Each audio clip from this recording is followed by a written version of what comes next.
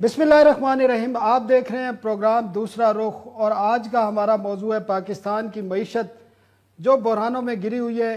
International सूरत हाल भी ऐसी है, डोमेस्टिक पॉलिटिकल सिचुएशन भी ऐसी है और लाहौर में गुज़श्ता रोज़ जो एक सुप्रीम कोर्ट के 3 रुकनी बेंच ने समाअत की है, वहाँ chief justice of Pakistan justice Umar Bandial ने जो एक फ़िक्रा कहा है वो भी बड़ा, उस पर भी गहरी नज़र रखने की ज़रूरत है कि पाकिस्तानी मईशत में जो बहरान है उसकी ज़िम्मेदारी जो सियासी अदम इस्तेकाम है उस पर उन्होंने डाली है कि सियासी अदम इस्तेकाम के बायस मुल्क की जो मईशत है वो बहरान का शिकार है।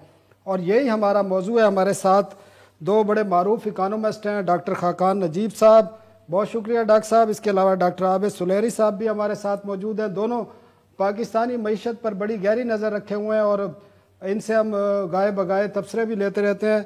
डॉक्टर साहब, डॉक्टर खाकान नजीब साहब, जो कल बात की है चीफ जस्टिस ऑफ पाकिस्तान ने, जब पाकिस्तानी इकानमी का जो बहरान है वो पाकिस्तान के सियासी अदम इस्तेकाम उसकी वजह करार दिया है, आप क्या समझते हैं यही वजह है या कोई और फैक्टर भी हैं? देखें, हमें ये याद रखना है कि इस वक्त जो कॉन्स्टलेशन है जो चीज़ों की वो बहुत ही चैलेंजिंग हो गई है। नंबर 1 सबसे बढ़ के uncertainty political, number 2 uncertainty on the IMF। हाँ, ज़रूर हमने स्टाफ लेवल एग्रीमेंट किया है बट अभी हम बोर्ड में जाने के लिए कुछ चीज़ें बाकी हैं जो हमने कंप्लीट करनी है। नंबर 2 जो कॉन्स्टलेशन है वो ये है कि इंटरनेशनल पहले तो कीमतों का बढ़ना हुआ बट उसके बाद जो अब सूरत हाल है वो एक ग्लोबल स्लो डाउन की है। सो ये हमें सबको याद रखना है कि ये एक और चैलेंज है। नंबर 3 ये हुआ है कि जो आपने FY 2022 क्लोज किया है सना साहब, अगर आप उसको देखें तो नंबर्स जो हैं वो हॉरिफाइंग हैं। ये मैं क्यों कह रहा हूँ? मैं इसलिए कह रहा हूँ कि आपने 48 अरब डॉलर का ट्रेड डेफिसिट किया जो पाकिस्तान का हाईएस्ट एवर ट्रेड डेफिसिट था। इसमें 80 अरब डॉलर की इंपोर्ट्स हैं और ठीक है। फिर आप ये देखिए कि करंट अकाउंट डेफिसिट जो कि जड़ है उस इंस्टेबिलिटी की जो आप बैलेंस ऑफ पेमेंट्स में देखते हैं। और पाकिस्तान जब भी IMF के पास गया है, जब भी गया है, let me repeat, it has been due to the balance of payments crisis और वो करंट अकाउंट डेफिसिट 16.5 से 17 बिल्कुल आपकी बात ठीक है। फिर आखिर में अगर आप इसके आगे देखिए तो आपकी एक नंबर और आपको याद रखना है कि जो आपका मालियाती खसारा है सना साहब, जो आप खुद करते हैं, जो आप कंट्रोल कर सकते हैं, यानी कि एक्सपेंडिचर कितना किया मुल्क ने और रेवेन्यू कितने कमाए, वो 25 अरब डॉलर का है। Let me repeat that figure नाजरीन के लिए, 25 अरब डॉलर यानी कि 5000 अरब को तजावुज कर रहा है आपका मालियाती खसारा जब आपने पिछला साल खत्म किया। अब ये है वो चीजें जिन पे आपने नजर रखनी है। एक चीज ना भूलिए, इसके साथ साथ एक क्वाज़ी फिस्कल डेफिसिट चल रहा है। पावर सेक्टर अलोन में वो 4 अरब डॉलर एक्यूमुलेट हुआ पिछले साल। ये है वो मईशत जिसमें आप डॉक्टर साहब सॉरी, डॉक्टर साहब मैं आपको सॉरी काटूंगा। ये सारी बातें ठीक हैं आपकी, आपको भी पता है, आप ये मुख्तलिफ आप लिखते भी रहते हैं इस पर और बताते भी रहते हैं, ये सिचुएशन है। लेकिन अब हमारे पास रास्ता क्या है? IMF का बोर्ड जो है वो आपको पता है अगस्त के 3 या 4 हफ्ते में होना है, उससे पहले क्या होगा? और अब जो एक आर्डिनेंस अभी कैबिनेट ने पास किया है, जो अभी सदर ने जिसकी मंजूरी देनी है, G2G आर्डिनेंस है, जिसके तहत आप रेस्क्यू करने जा रहे हैं पाकिस्तानी इकानमी के लिए और अपने 2 LNG पावर प्लांट और कुछ जो आपकी बड़ी कंपनियां उनके स्टेक्स जो है UAE को बेचने जा रहे हैं। तो क्या रेस्क्यू हम हो सकते हैं IMF का, जो जब तक एग्जीक्यूटिव बोर्ड होता है उस तक हम मजीद जो है रुपए को अपने को मुस्तहकम रख सकते हैं, जो अभी पोजीशन है उस पर?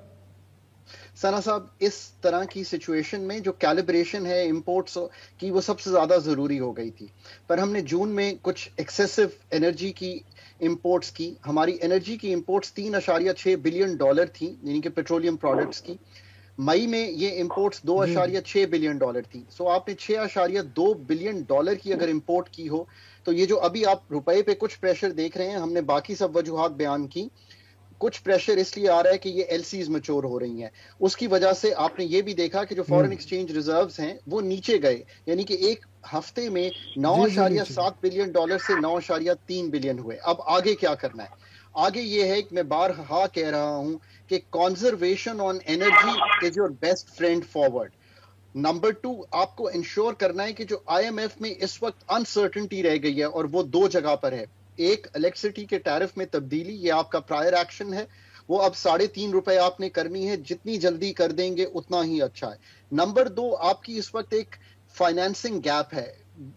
کچھ لوگوں کو میں نے ضرور سنا ہے یہ کہہ رہی ہیں کہ فائنینسنگ گیپ جو ہے وہ شاید $4 بلین کا ہے، وہ پورا ہو جائے گا۔ میں ڈاکٹر صاحب عابد سلیری صاحب سے بھی اس بارے میں پوچھوں۔ ڈاکٹر صاحب میں وہی سوال آپ سے دہرانا چاہتا ہوں کہ جو ہمارا اکنامک وہ جو میلٹ ڈاؤن ہے، جو بحران ہے، چیف جسٹس صاحب پاکستان کہہ رہے ہیں کہ وہ سیاسی عدم استحکام کی وجہ سے ہے، تو اس بات میں کتنی سچائی ہے اور ذمہ دار کون ہے اس پولیٹیکل انسرٹینٹی کا اس ملک میں؟ میں اس سے بہت حد تک متفق ہوں، بلکہ اگر آپ فچ کی رپورٹ پڑھیں جو ابھی ہماری ایک ہفتہ پہلے جو ڈاؤن گریڈنگ ہوئی ہمارے ڈیٹ کریڈٹ ورتھینس کی، تو فچ نے جو کنکلوڈ کیا انہوں نے کہا کہ جی پاکستان کی باقی ساری چیزیں ٹھیک ہیں، اور آئی ایم ایف کا اگر پروگرام ملتا ہے تو یہ جو اس وقت بیلنس آف پیمنٹ کا بحران ہے اس سے بھی گزارا جائے گا۔ لیکن اس کے بعد جو انہوں نے رسک ہائی لائٹ کیا ہے، رسک کو یہ کہتے ہیں کہ پاکستان کی جو اکنامک اور جو پولیٹیکل کلائمیٹ ہے، جو سیاسی کشمکش ہے، اس کی وجہ سے خدشہ یہ ہے کہ آئی ایم ایف کا پروگرام مکمل طور پہ امپلیمنٹ نہیں ہوگا، اور اگر مکمل طور پہ اس دفعہ امپلیمنٹ ہو بھی جاتا ہے تو جون 23 کے بعد کی وہ بات کر رہے ہیں کہ جون 23 کے بعد اس بات کو انشور کرنا کہ آنے والی جو بھی حکومت ہوگی اگلے الیکشن کے بعد وہ ان ریفارمز کو کنٹینیو رکھے گی، یہ ایک بہت بڑا خطرہ ہے اور یہ ایک بہت بڑا رسک ہے۔ اور اسی رسک کا انہوں نے اظہار کرتے ہوئے پاکستان کی جو گریڈنگ ہے اس کو اسٹیبل سے نیگیٹو میں کیا ہے۔ تو یہ اس وقت اس کے علاوہ اگر مائکرو لیول پہ دیکھیں تو میکرو لیول کی بات ہے نا، مائکرو لیول پہ جب دیکھیں تو پاکستان کا صوبہ پنجاب، جس میں کہ آپ سب سے زیادہ آبادی ہے، جو اس کا معیشت میں جو حصہ ہے وہ 4 مہینے سے دیکھیے عملاً کسی حکومت کے بغیر ہے، اس میں جو ڈسیزن دیے جا رہے ہیں، اور ایک ڈسیزن جس کا کہ یہاں پہ میں ذکر کرنا ضروری سمجھتا ہوں، گندم کی جو اس وقت سپلائی ہے فلور ملز کو، سبسیڈائز گندم کی، وہ مئی کے مہینے سے شروع ہو چکی ہے، جو کہ سپٹمبر میں جا کے شروع ہوتی تھی، اور نتیجہ یہ نکلے گا کہ جب نومبر میں ڈرائی منتھس آئیں گے تو اس وقت سرکاری گندم ختم ہو چکی ہوگی اور پرائیویٹ سیکٹر اپنی منمانی سے آٹا بیچتا ہوگا۔ پھر پرائز اگر کوئی ایگزیکٹو وہاں پہ موجود ہوتا، کچھ اسٹیبلٹی کی گورنمنٹ ہوتی تو کم از کم اس قسم کے فیصلے چلتے، وہ ان کو نہ لینے دیتے یا اس پہ کوئی بحث مباحثہ ہوتا۔ لیکن اب تو پنجاب جو ہے یہ بغیر کسی حکومت کے چلائے جانا، اور پھر ہم یہ سمجھے کہ یہ جو اقتصادی بحران ہے یہ آٹومیٹک ختم ہو جائے گا، تو یہ ایسا نہیں ہے، بلکہ یہ جو سیاسی بحران ہے یہ معاشی بحران کو مزید ہوا دے رہا ہے۔ ڈاکٹر صاحب اسی پہ میں دوبارہ آپ سے یہی پوچھ رہا ہوں کہ اس کا ذمہ دار کون ہے جو چیف جسٹس بات کر رہے ہیں، پولیٹیکل جو یہ بحران ہے، سیاسی بحران ہے، انسرٹینٹی ہے، اس کا ذمہ دار ہے کون؟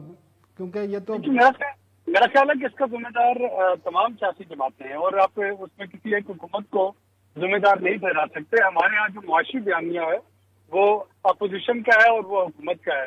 جب کوئی پارٹی اپوزیشن میں ہوتی ہے اس کا بیانیہ اور ہوتا ہے، جو ہی وہ حکومت میں آتی ہے اس کا بیانیہ حکومتی جماعت کی طرف سے چوور ہو جاتا ہے، وائس ورسا۔ جو حکومت میں جماعت ہوتی ہے اپوزیشن میں آتی ہے اس کا بیانیہ الٹ ہو جاتا ہے۔ اور آئی ایم ایف کے پروگرام کو جب آپ اس تناظر میں دیکھتے ہیں تو صرف گزشتہ 2 حکومتیں نہیں بلکہ پچھلی 5-10 کو دیکھیے تو کوئی بھی حکومت جو ہے وہ اپنی مرضی سے آئی ایم ایف پروگرام میں آپ سمجھتے ہیں کہ صرف سیاسی جماعتیں ذمہ دار ہیں، باقی اگر عدلیہ کے اس کی بات کریں، جب سیاسی جو یہاں پر آپ جب سپیس دیتے ہیں، جب پارلیمنٹ سپیس دیتی ہے، باقی جو آئینی ادارے ہیں ان کو کسی قسم کی انٹرونشن کا، کسی قسم کی انٹرفیئرنس کا، تو وہ ایک نظام قدرت ہے، خلا جو ہے وہ جاتا ہے اس کو کرنے کے لیے۔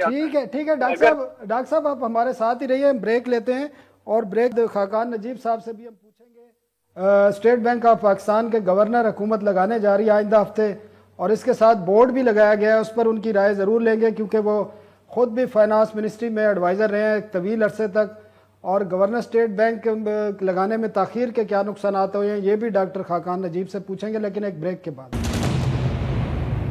Welcome back. ہم بات کر رہے ہیں پاکستانی اکانومی پہ، روپے کی قدر میں کمی ہوئی ہے گزشتہ ایک ہفتے کے دوران 8 سے 9%۔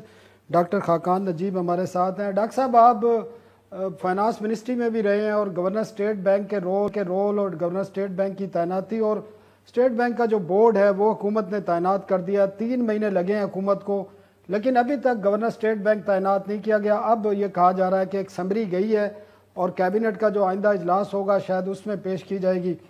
تو اس سے کتنا اکانومی پر افیکٹ آیا، خاص کر آپ کے روپے کی قدر کے حوالے سے اور ایکسچینج ریٹ پر، اور ساتھ ہی انٹرسٹ ریٹ کے حوالے سے جو ایشوز ہیں اور انفلیشن کے ایشوز ہیں، اس کو کتنا امپیکٹ آیا ہے؟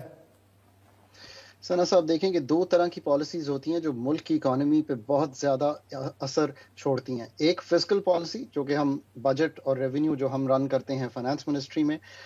دوسری پالیسی ہے مانیٹری پالیسی. مانیٹری پالیسی بہت امپورٹنٹ ہو گئی ہے اسپیشلی جب سے آپ نے اسٹیٹ بینک کی انڈیپینڈنس کو زیادہ بڑھایا، اسٹیٹ بینک کے گورنر کی پاور کو جو ہے وہ بھی بڑھایا، اور یہ انشور کیا کہ انفلیشن ٹارگیٹنگ جو ہے وہ ان کا ایک کی ایسا فوکس ہو جس پہ وہ لے کر چلیں. سو اگر آپ یہ دیکھیں کہ ہمارے ہاں صرف اسٹیٹ بینک ہی نہیں، یہ تو چونکہ لوگوں کے سامنے آ گئی ہے بات، ہمارے جو سارے ادارے ہیں ان کی ویکنیس کی ایک بڑی وجہ جو ہے وہ یہ رہی ہے کہ ہم تعیناتی جو ہے وہ وقت پر نہیں کر پاتے، اور آف کورس جب تعیناتی وقت پر نہ ہو تو ڈیلیز جو ہیں وہ میٹر کرتے ہیں.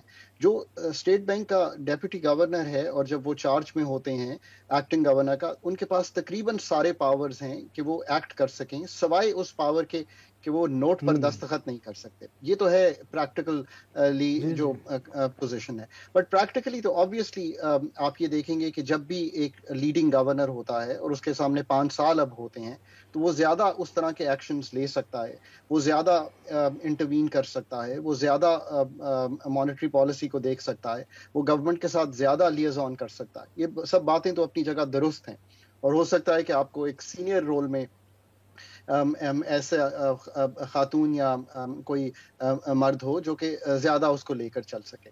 سو آئی تھنک اسٹیٹ بینک کا ایکٹ یہ کہتا ہے کہ ہمیں 1 ماہ کے اندر اندر نیا گورنر جو ہے وہ اپوائنٹ کرنا ہے. پر آپ کو معلوم ہے کہ ایک ملک میں ایک ڈیفیکلٹ پولیٹیکل سچویشن ہے.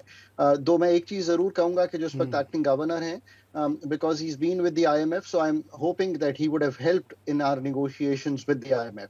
So ایک وجہ یہ بھی ہو سکتی ہے کہ حکومت نے یہ سوچا ہو کہ ایک دفعہ SLA سٹاف لیول اگریمنٹ ہو جائے تو ہم تب نیا نہیں سر جو ہم، کیونکہ خاقان بھائی ہم خود اس چیزوں کو دیکھتے رہتے ہیں، زیادہ جو نظر آ رہا تھا ہمیں پولیٹیکل وجوہات تھیں، کچھ اتفاق نہیں ہو رہا تھا، انٹرسٹ بھی تھے لوگوں کے. اب یہ کہا جا رہا ہے کہ شاید اتفاق ہو گیا ہے، اور زیادہ چانس میں آپ کو نام بھی بتاتا چلوں، کچھ ڈاکٹر سعید احمد ہیں، ڈاکٹر مرتضیٰ سید ہیں جن کے نام گئے ہیں، عاصم معراج ہیں، ظفر مسعود صاحب ہیں جو پنجاب بینک کے صدر ہیں، اور زیادہ امکان یہی ہے کہ ظفر مسعود صاحب کو توقع یہ کی جا رہی ہے کہ پاکستان پیپلز پارٹی کیونکہ سپورٹ کر رہی ہے تو ظفر مسعود کا نام زیادہ امکان ہے کہ ان کو شاید گورنر اسٹیٹ بینک نیا بنا دیا جائے. یہ ہمارے ذرائع بتا رہے ہیں، تو آپ اس بارے میں تھوڑا سا اپنا تبصرہ کر سکتے ہیں. دیکھیں میں تو یہی کہہ سکتا ہوں کہ کوئی بھی جب بھی ایک انکمبنٹ آ جائے گا، وہ اسٹیٹ بینک کی ایک بڑی اسٹرانگ پوزیشن ہے اور اس کو آگے لے کے چلے گا، اور مانیٹری اور فسکل کو ایک سائڈ پہ پل کریں گے، تبھی ہم ان سارے میکرو نمبرز کو جو ہیں وہ ٹھیک کر پائیں گے. That would be the best thing. Let's see. ٹھیک ہے، آپ سمجھتے ہیں کہ گورنر اسٹیٹ بینک کے آنے سے کافی چیزیں بہتر ہوں گی، ایکسچینج ریٹ مستحکم ہوگا، انٹرسٹ ریٹ، انفلیشن، یہ تمام چیزیں بہتری کی طرف آ سکتی ہیں. ڈاکٹر عابد صاحب، 2 چیزیں، ایک تو یہی بات ہے گورنر اسٹیٹ بینک کی، ایک دوسرا ایک حکومت نے ایک آرڈیننس اپروو کیا ہے، ابھی وہ آرڈیننس جاری ہونا ہے، اور اس کا آرڈیننس کا نام ہے intergovernmental commercial transaction ordinance 2020، اور یہ کاپی میرے پاس اس کی موجود ہے. اس آرڈیننس کے تحت حکومت 2 LNG پاور پلانٹ اور کچھ جو سٹاکس ہیں آپ کے OGDCL ہیں، پارکو ہیں، PSO ہیں، ان کو بیچنے جا رہی ہے، اور G2G یہ ایگریمنٹ ہوگا. ایک کمیٹی بنا دی گئی ہے منسٹریل جو اس کو نیگوشیٹ کرے گی، اور اس میں جتنے بھی لاز ہیں وہ ان پر اس کی جو ایگریمنٹ ہوگے اس پر امپلیمنٹ نہیں ہوں گے، نہ کوئی ان کے خلاف کوئی پٹیشن دائر ہو سکے. ماضی میں بھی یہ ہوئے ہیں، اور اس کا بنیادی مقصد ہے پاکستان کو جو ایک فائنینسنگ گیپ ہے اس سے بچایا جا سکے. تو ان 2 چیزوں پہ آپ کا میں تبصرہ چاہتا ہوں. دیکھیے یہ اس وقت ضروری ہے کیونکہ IMF کی اگر آپ شرط دیکھیں تو $4 بلین جو ہے وہ پاکستان نے as a prior condition executive board meeting سے پہلے اس کی کمٹمنٹ جو ہے وہ دکھانی ہے کہ پاکستان میں $4 بلین جو ہے وہ حاصل کر پائے گا. ماضی میں ہم نے دیکھا، اور آپ پاکستان اسٹیل مل کی جو ٹرانزیکشن شوکت عزیز صاحب کے زمانے سے ہونی تھی، اس وقت سے لے کے اب تک دیکھیں کہ اکثر جو پرائیویٹائزیشن ہے وہ اسی وجہ سے تاخیر کا شکار ہوئی ہے کہ اس کی لٹیگیشن ہو جاتی تھی. ابھی ریکوڈک کا بھی جو آؤٹ آف کورٹ سیٹلمنٹ ہوا اور اس کے بعد ریکوڈک کی جب انویسٹمنٹ کی باری آ رہی ہے تو آپ نے دیکھا ہوگا کہ انہوں نے بھی کچھ اسی قسم کا استثناء کی بات کی کہ وہ دوبارہ سے پاکستان میں انویسٹ کرنے کے لیے تیار ہیں، لیکن ان کو اس چیز کی شہرت دلوائی جائے کہ یہ جو انویسٹمنٹ وہ کریں گے وہ کسی ایکٹ آف پارلیمنٹ سے، ایکٹ آف جوڈیشری سے وہ ان کی انویسٹمنٹ سبوٹاج نہیں ہو جائے گی. تو یہ اس قسم کے جو خدشات ہیں وہ موجود ہیں. اب دوسری طرف اگر آپ دیکھتے ہیں تو یہ خدشہ بھی موجود ہے کہ اس طرح کے جب سویپنگ لاز آ جاتے ہیں تو اس میں چیک اینڈ بیلنس جو ہے وہ ختم ہو سکتا ہے. وہاں پہ ڈسکریشنری پاور جو ہے وہ ڈسیزن میکر وہ تو کوئی بھی لا جو ہے اس سے ایگزمپشن ہوگی. پیپرا لا ہے یا ایس سی سی پی لا ہے، وہ تمام لا. ڈاکٹر صاحب ہمارے پاس ٹائم ختم ہو رہا ہے. ڈاکٹر عابد سلیری صاحب، ڈاکٹر خاقان نجیب صاحب، آپ دونوں کا بہت شکریہ. ہمیں امید ہے کہ جس طرح ہم نے ڈسکس گورنر اسٹیٹ بینک کی تعیناتی آنے والے ہفتے کے دوران ہو جائے گی. ہم وقفہ لیتے ہیں اور وقفے کے بعد ہم بات کریں گے جو ملک بھر کے تاجروں، خاص کر جو کمرشل جن کے پاس بجلی کے کنیکشن ہیں، ان پر جو ایک ٹیکس فکس لگایا گیا اس پر احتجاج بھی ہو رہا ہے. اور آج ہم کراچی بھی جائیں گے اور اسلام آباد میں بھی ہمارے پاس تاجروں کے نمائندے ہوں گے جن سے ہم بات کریں گے کہ ان کے خدشات کیا ہیں، لیکن ایک وقفے کے بعد. اس سیگمنٹ میں ہم بات کریں گے موجودہ حکومت نے 1 جولائی سے جو فائنانس بل آیا تھا اس میں جتنے بھی کمرشل بلز ہیں جو اس ملک میں تقریباً 1 کروڑ کے چھوٹی دکانیں، بڑی دکانیں ہیں، ان پر ایک فکس ٹیکس عائد کر دیا تھا 3,000 روپے سے 10,000 روپے. اور جب جولائی کے بلوں میں، خاص کر سندھ میں جب وہ بل آئے ہیں تو ان پر وہ ٹیکس آیا ہے تو اس پر احتجاج کیا گیا ہے تمام تاجر تنظیموں نے، اور اس کو مختلف ناموں سے کہا گیا ہے اور حکومت کو وارننگ بھی دی ہے کہ اگر یہ ٹیکس ختم نہ کیا گیا یا اس کا طریقہ کار تبدیل نہ کیا گیا تو احتجاج بھی کریں گے اور بجلی کے بل بھی ادا نہیں کریں گے. تو یہ بڑی ایک سیریس ایشو ہے جس پر توجہ ابھی تک نہیں دی گئی، نہ ہی ان سے کوئی بات چیت کی گئی. آج ہم نے اپنے اسٹوڈیو میں بلایا اجمل بلوچ صاحب ہیں، صدر آل پاکستان انجمن تاجران. اجمل صاحب بہت شکریہ. کراچی سے ہمارے ساتھ موجود ہیں شرجیل گوپلانی صاحب، چیئرمین آل سٹی تاجر اتحاد ایسوسی ایشن ہے. شرجیل صاحب آپ کا بھی شکریہ. شرجیل صاحب آپ سے ہی شروع کروں گا کیونکہ سندھ میں یہ بل آ گئے ہیں تو آپ کیا سمجھتے ہیں؟ آپ کو اعتماد میں نہیں لیا گیا تھا حکومت نے اس ٹیکس کو عائد کرنے سے پہلے؟ نہیں، دیکھیں حکومت نے کسی کو بھی اعتماد میں نہیں لیا. جو ہماری انفارمیشن ہیں اسٹیک ہولڈرز کو پوچھنا چاہیے تھا. دوسری بات میں ایک چیز آپ کی تصحیح کرتا چلوں کہ جو یہ ٹیکس انہوں نے لگایا ہے وہ 3,000 روپے لگایا ہے جو ٹیکس فائلر ہیں سیل ٹیکس میں جو رجسٹرڈ ہے ان کے اوپر. باقی جو میکسیمم جو ہے وہ 2 لاکھ روپے تک ہے. 1,000 یونٹ کا جس کا بل آیا ہے اس کو 48,000 روپے انہوں نے سیل ٹیکس ریٹیل پہ لگایا. اور یہ بل جو ایشو ہیں یہ سندھ میں نہیں، صرف اس وقت تک صرف کراچی کے لوگوں کو یہ بل ایشو کیے گئے ہیں.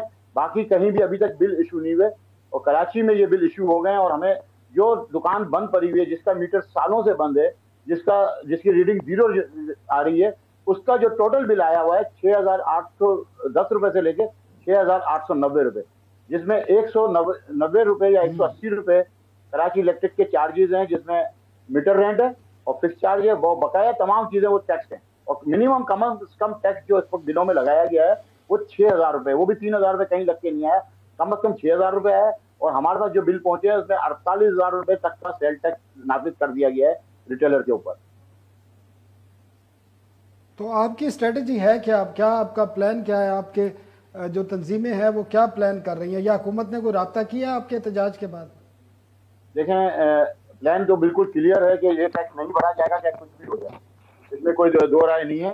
جو یہ 100% کلیئر ہے کہ یہ ٹیکس ہم پے نہیں کر رہے. دوسری بات اسٹریٹجی ہم نے یہ بنائی ہے کہ آل پاکستان انجمن تاجران بھی اس وقت ہمارے ساتھ لوپ پہ ہے کہ ہم جو اسٹرائک کی کال دیں گے وہ پورے پاکستان پہ دیں گے اور جو احتجاج ہوگا وہ پاکستان کی سطح پہ ہوگا.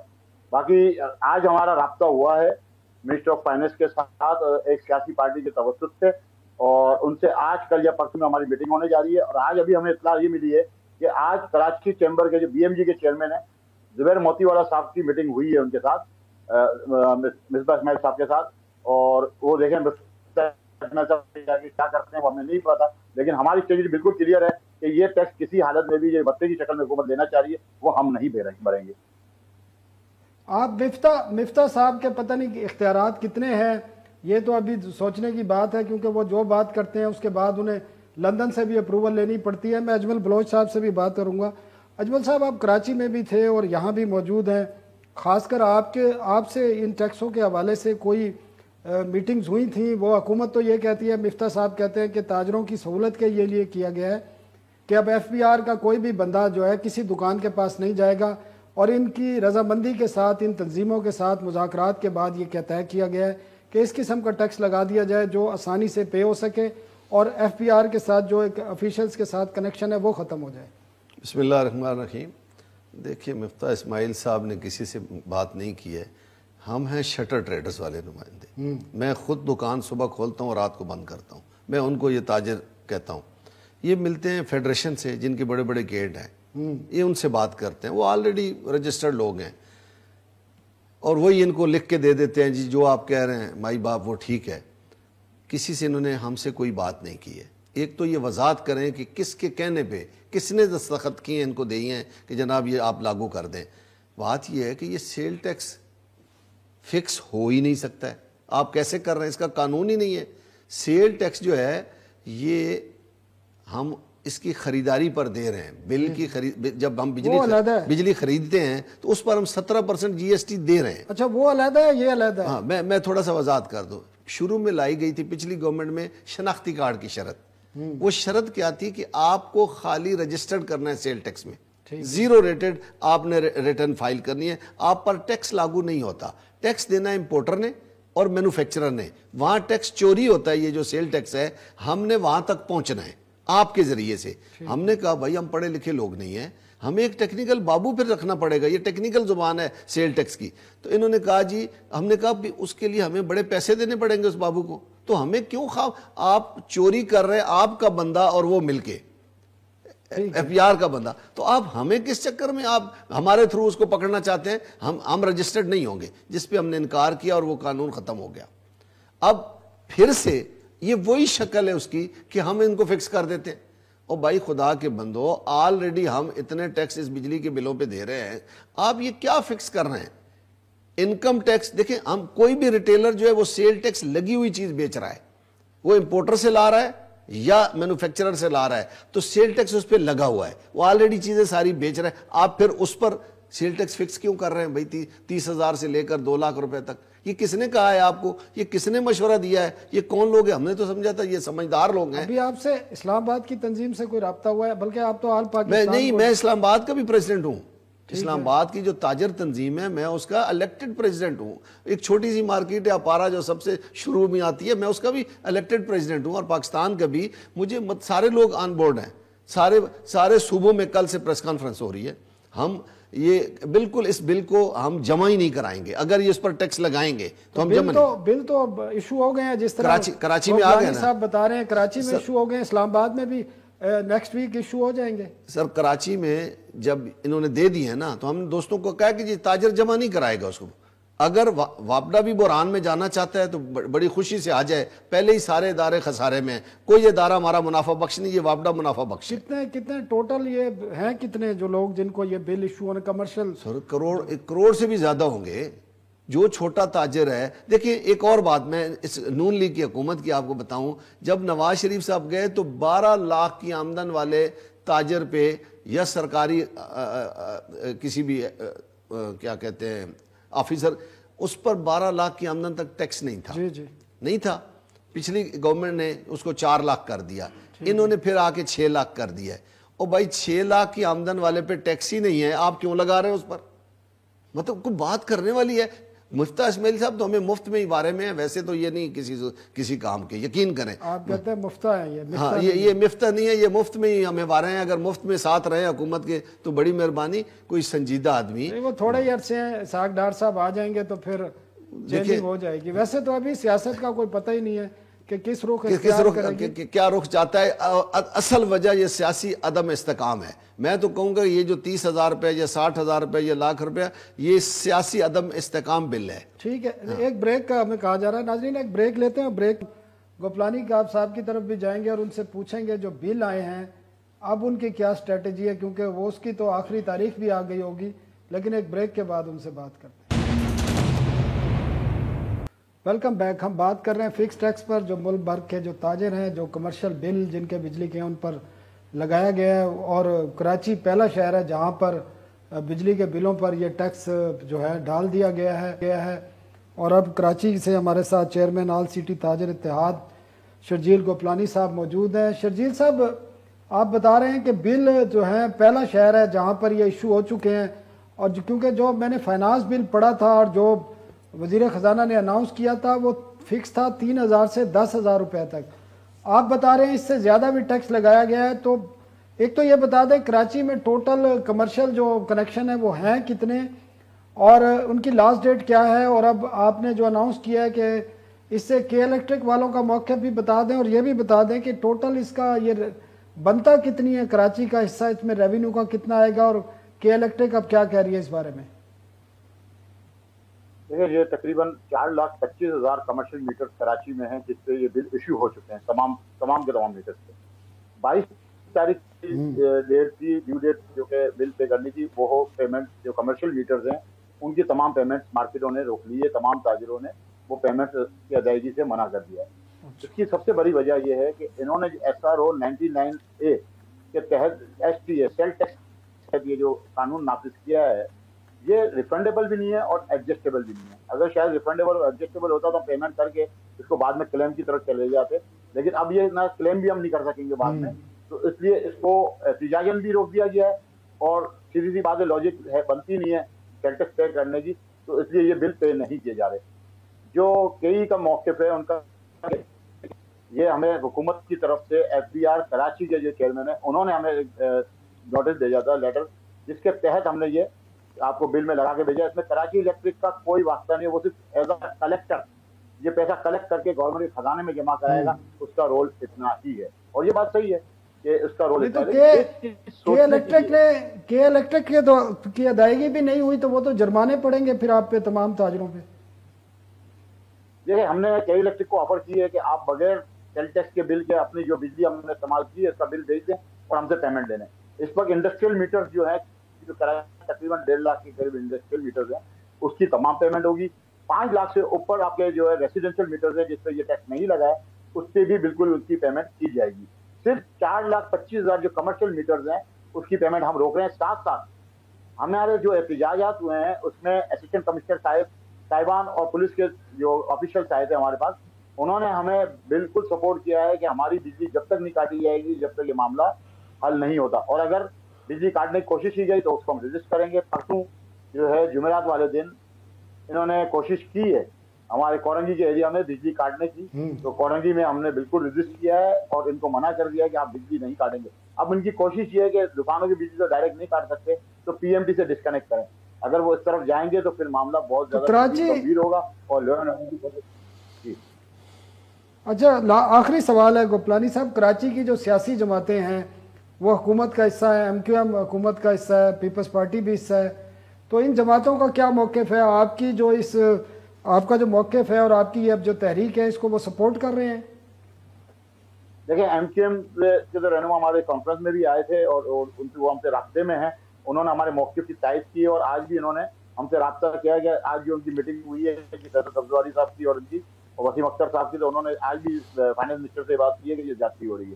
ساتھ ساتھ تحریک لبیک کے وقت نے بھی ہم سے ملاقات کی ہے اور PTI کے بھی لوگوں نے ہم سے فون پہ رابطہ کیا تھا، آفتاب صدیقی صاحب نے، انہوں نے بھی ہماری تائید کی ہے کہ ہم اس بات سے صحیح ہیں. لیکن بات یہ ہے کہ سیاسی جماعتیں جب اپوزیشن میں ہوتی ہیں وہ ہماری موقف کی حمایت کرتی ہیں، جب وہ حکومت میں آتی ہیں تو ان کا رویہ دوسرا ہوتا ہے. اور دوسری بات میں ٹھیک ہے، یہ بالکل گوپلانی صاحب آپ صحیح کہہ رہے ہیں. یہ بدقسمتی ہے کہ سیاسی جماعتیں اپوزیشن میں کوئی اور موقف ہوتا ہے، جب اقتدار ہوتا ہے تو پھر وہ کوئی اور موقف ہوتا ہے، پھر وہ عوام سے اور تاجر تنظیموں سے اور نمائندوں سے دور ہو جاتے ہیں.